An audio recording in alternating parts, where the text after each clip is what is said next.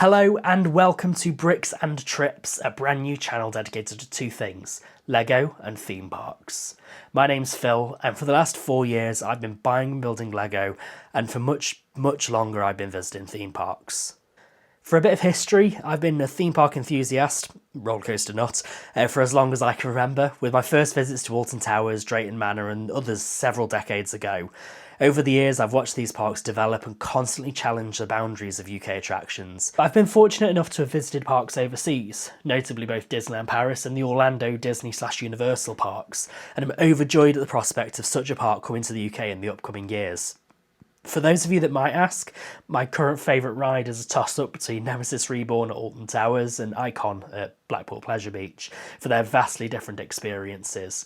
But whether it's the dizzying heights of the UK's tallest and fastest ride, Hyperia, or the white-knuckle thrills of the Caterpillar coaster, there's no ride too big or small for this channel. Of course, we'll be riding and reviewing anything that moves, but there's more to theme parks than just the roller coasters.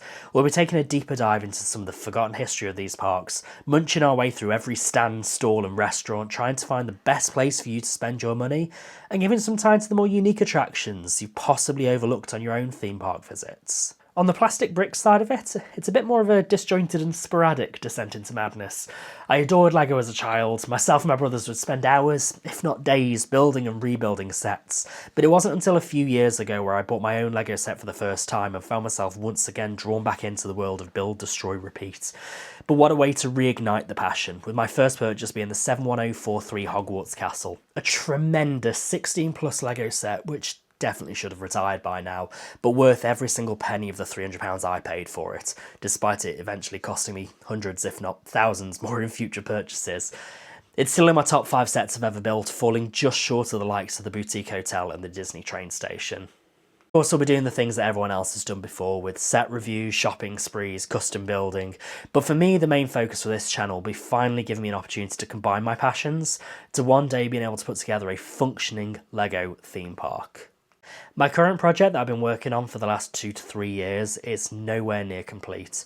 It needs a lot of time and attention, but if I'm being honest, I think this starting the channel is the right time to wipe the slate clean, start again. So here it is, Lego Theme Park version 1.0.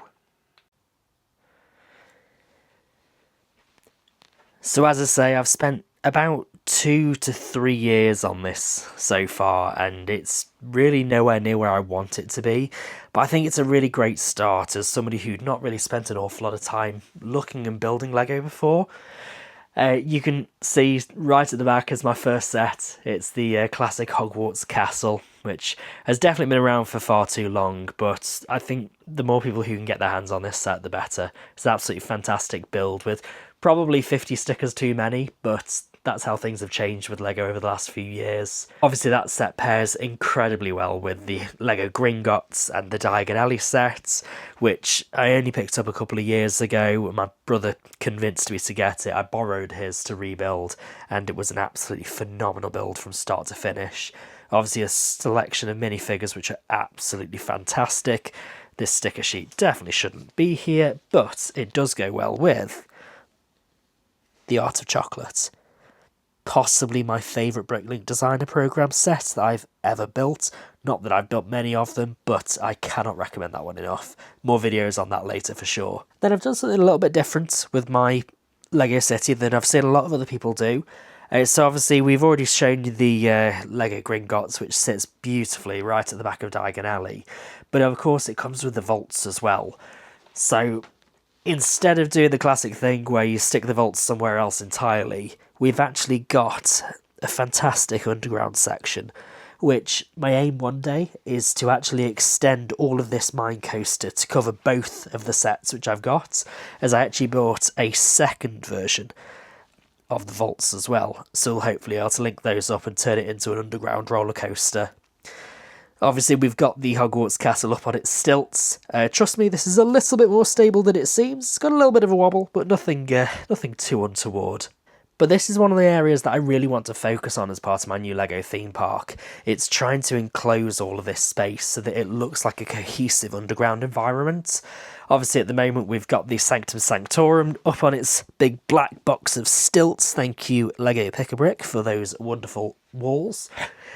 But right at the back, we've currently got this big open space where the castle's up on its stilts, and hopefully this will end up all as rock face all the way along, so it'll end up enclosing the train tracks, go right up towards the loop coaster, but also bringing some much needed darkness into that space. Obviously, we've got the Notre Dame here. It's still half built. I'm loving building it, but it's such a fiddly and finicky set to get right, especially with all the flying buttresses up along the back, which are absolutely critical that you get those into the right position. Otherwise, it just doesn't look right. And that's currently sat on top my custom Lego tunnel. You could probably see that some of the bricks don't quite match up with the colours that we'd want, but equally we're working with the constraints of what's on the pick-a-brick wall. I've probably got a few more of those pieces now since I built that probably 12 months ago, but just haven't really got round to building it up. And then we've got one of my favourite sets that I've ever built, the Disney Train and Station. I'm a massive Disney fan. If it wasn't already apparent from the fact that I'm a bit of a roller coaster nut, it's one of the most magical places in the world. Getting the chance to build this up in Lego, a retired set for about 4 or 5 years ago at this point, was absolutely fantastic. Yes, there's still a few stickers on there, which we always hate the stickers on Lego sets, but really it does elevate it, and if it was the choice between not having the stickers on there or having the stickers on there, they've got to be on there. And obviously the brilliant station just behind as well. I'll just move this out of the way. Which has started to be integrated into the theme park a little with some great metal railings, which I picked up on the pick-a-brick wall again. And the custom hedging, which is just going onto the back of Galileo Galilei, who's just hiding in there somewhere. Just through the window.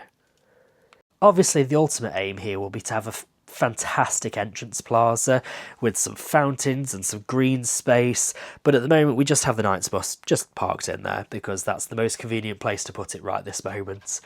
But it does flank onto the back of the Lego loop coaster.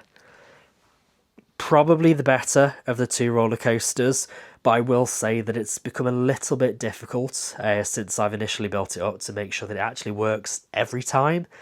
It requires a little bit of careful persuasion to make sure that it actually goes around both of those two loops and all the way back to the station. You can see at the moment it's still stuck on the brake run. I'll have to get that sorted at some point, but not right today. And then of course we come to a bit of the centrepiece. It wouldn't be a Disney-inspired theme park without having a Disney castle right up at the front of it. So this obviously would normally be facing straight from the station all the way along, but we do have some space limitations. This is not the biggest of spaces to work on. So we have to do what we have to do, and it butts brilliantly just up to the back of this unit and also hides the open back, which I think was a little bit disappointing when I first built this set, but equally it becomes a little bit more of a play set in nature. But for the price it was, it's definitely not aimed at children's budgets. And then just behind, right at the back, we've got our space-themed area. Now this space will not be staying this way forever.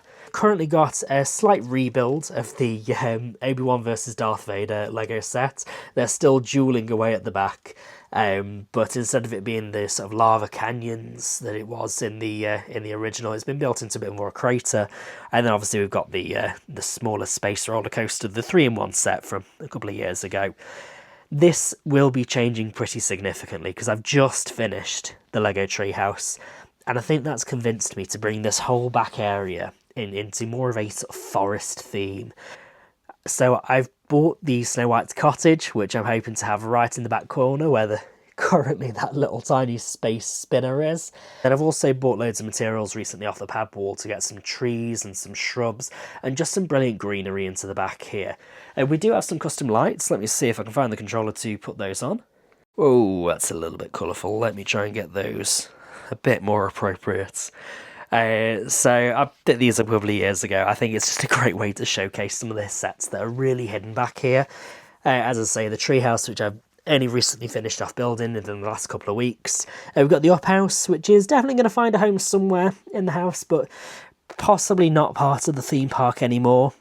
So this is it. This is what I've been working on. my plan's probably to take this right back to the white baseboards underneath, as I'll just show you right down in here. There is a little bit of white space. The space is being used really well at the moment. I'm really happy with how it sort of all fits together logistically, especially with the big white boiler back there, because this is a garage. You know, you've got to find the space where you've got to find the space. But I think there's a lot of things which just need tweaking. So, for example, the train set. It's fantastic. It runs really nicely, but it's not all aligned. And I think it's really important when you're building Lego to try and make sure that all the bricks fit exactly where they actually should do. And honestly, it's going to break my heart to pull this thing apart. But equally, there's no better place to start. I could spend hours. I could spend hours and hours and hours trying to tweak things and make it fit and make it work. But ultimately, there's these little misalignments everywhere, which are just going to cause such headaches in the long run. Of course, I started building this a couple of years ago when I was a little bit more inexperienced, and the table's not quite the right size. There's some overhang here, there's a little bit of overhang there, it butts right up to the wall, there's not a lot of free room with it, and it does mean that you end up walking into problems that you could never have foreseen because you're naive and you're finding these things out for the first time, and you kind of trust the measurements on the Lego website, and they're not always the right measurements. But I think ultimately it's probably going to end up in a similar layout to what it does now. Obviously with the big changes right at the back with the space theme becoming more of a forested sort of area. But overall, I really love how it looks at the moment with the Diagon Alley above the sort of the underground and the vault section. But they just need a little bit more work. It needs a little bit more time, a little bit more patience, and a little bit more forethought. Because a lot of this has been built pretty much off the cuff. You know, spent a lot of time just throwing pieces down and see where it sticks. But these things take time. And it's going to take me some time to just bring this back to how I want it to look. And like I say, the first thing that I'm going to have to do is to take everything off here. We've got to start somewhere. So, next time, I'll be stripping this down and starting all over again. And with that, I just want to thank you for coming on this journey with me. I'm sure this project's going to be full of ups and downs, but I'm a rollercoaster enthusiast. I wouldn't have it any other way. Please remember to do all the YouTube algorithm things, liking, subscribing, and leave me a comment down below. But I really would love to know your ideas, your suggestions, and really what you'd like to see first. So, thanks for watching. I'll see you next time.